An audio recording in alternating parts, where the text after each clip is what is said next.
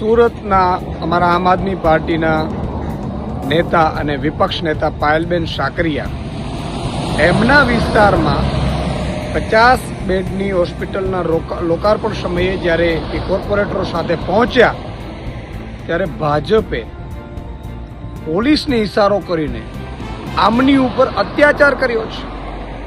પોલીસે ઢોર માર માર્યો છે.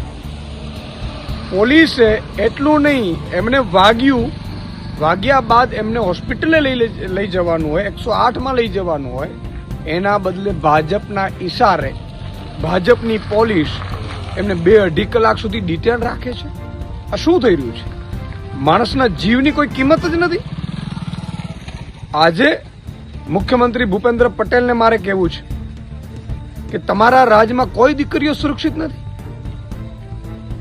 એક બાજુ તમે દીકરીઓ અને સુરક્ષાની વાત કરો છો અને બીજી બાજુ ચૂંટાયેલા પ્રતિનિધિઓને તમારી પોલીસ ઢીકાપાટું કરે છે અને એમને હોસ્પિટલ લઈ જવાના બદલે ફરીથી ડિટેન રાખે છે. આ થઈ શું રહ્યું છે? આ ખૂબ જ દુઃખદ છે. ગુજરાતમાં કાયદો અને વ્યવસ્થા સંપૂર્ણ કથળી ગયેલી છે.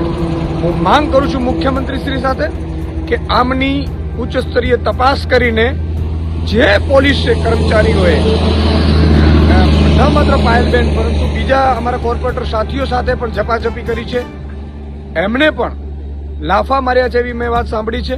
એમની ઉપર તુરંત કાર્યવાહી કરવામાં આવે, એમને ડિસમિસ કરવામાં આવે અને જરૂરી જે કાર્યવાહી છે એ પોલીસ તરફથી પણ થાય એવું કમિશનરશ્રીને પણ વિનંતી કરું છું.